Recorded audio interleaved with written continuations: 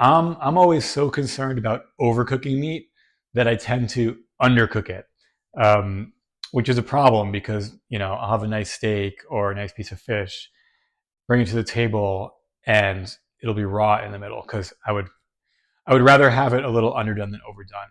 But ever since I've gotten this ANDAXIN meat thermometer, it's so easy to check while you're grilling or while you've got some meat on the stovetop or in the oven that that kind of solved my issue.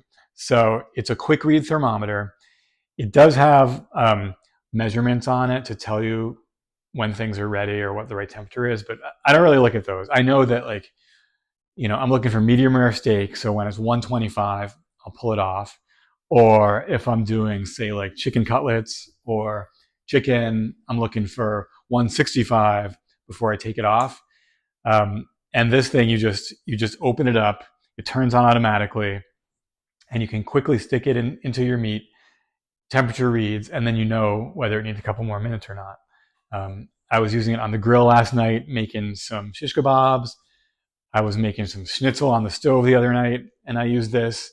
The reason I like it so much is it's a really fast read, so it comes in really handy. And ever since I've got this, I have not undercooked my meat at all. It's been perfectly done. So I would recommend it.